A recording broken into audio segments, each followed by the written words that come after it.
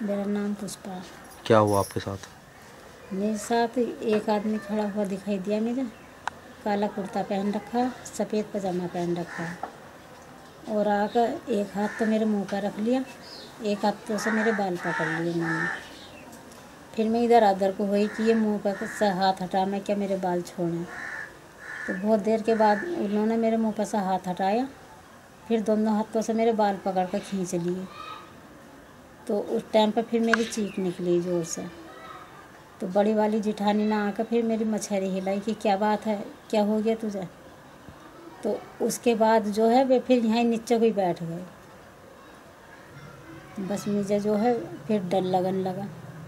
फिर उसके बाद बेहोश हो गई मैं। फिर एक आध घंटे के बाद जब मैं उठी, मैंने झाड़ू लगाई, फिर उसके बाद मैंने मछली हटाई तो मेरे बाल पड़े। मुझे बालों के कटने का कोई पता नहीं था कि मेरे बाल कटे पड़े। मतलब पूरी चोटी काट दी उन्होंने? हाँ। टीकम सिंह जी, क्या हुआ यहाँ पर आज? आज सुबह लगभग 5 बजे का समय था। ये हमारे भाई की पत्नी है और ये सोई हुई थी। तो इसको ऐसा महसूस हुआ जैसे कि तेरे बाल पकड़कर कोई खींच रहा है। सिर में दर्द हो गया, थोड़ी परेशानी महसूस की, और जैसे तेज से इसके बाल खींचे तो इसकी चीख निकल गई। उसको सुनकर के हमारी पत्नी इनके पास पहुंची, पूछा पुष्पा तुम्हें क्या हुआ? जी।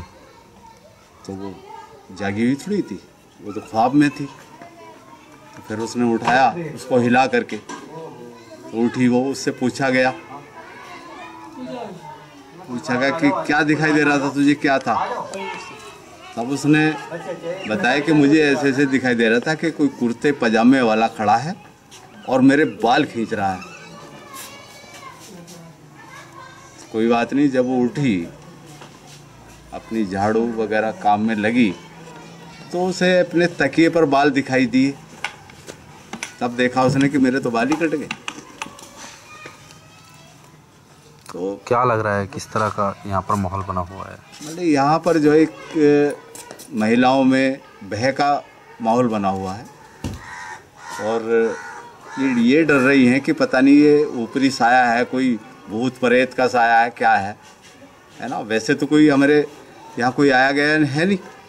सुबह का समय था, किवाड़ बंद थे, दरवाज़ा बंद था, तो बाहर से तो आने का सवाल ही नहीं है किसी का। तो क्या गांव में किस तरह का माहौल बना हुआ है? अच्छा, गांव वाले भी इस घटना को सुन के सोच रहे हैं कि भाई क्या हुआ। कुछ तो तरह तरह की चर्चाएं लगा रहे हैं कि पता नहीं कोई आया होगा, कोई कैंची से बाल काट के चला गया होगा। लेकिन जो वो बता रही है कि मुझे ख्वाब दिखाई दे रहा था और मुझे ऐसा लग रहा था कि जैसे कि तेरा मुंह किसी ने बंद कर रखा है और बाल खींच रहा है।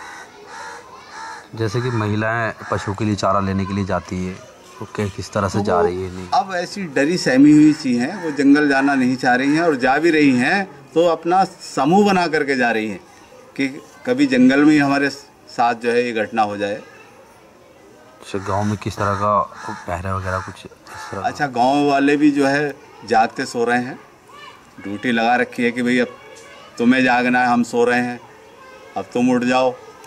इस तरह से मतलब एक पहरा लगा रहे हैं लोग। लेकिन मुझे लगता है कि बाहरी आदमी या औरत तो कोई आती नहीं है कि किसी के बाल काटने। ये तो मुझे ऐसे ही लग रहा है जैसे कोई हवा कोई आती हो, गंदी हवा, और वो ऐसा करती हो। क्योंकि हम तो अपने घर ही देख रहे हैं कि जब कोई बाहर का आदमी आ नहीं सकता उस समय, है ना, तो एक घटना कैसे होगी। मेरा नाम पूनम है। क्या हुआ यहाँ पर? ये क्या हुआ, जेठानी के साथ बस सुबह को 4 बजे बाल काटे हुए हैं। सुबह उठ के देखा तो बाल खाट पे रखे हुए हैं, वहीं काट पे रख दिए हैं काट उठ के। फिर सब डरने लगे, बट डरने की उस बचने की वजह से अपना जैसे कि बता दिया है कि पीली सरसों के दाने, नीम उम के पत्ते, सभी सामान अपने गले में घेर लिया, कोरे कपड़े में बताया जैसे कि सभी बच्चों के गले में डाल दिया और सभी के।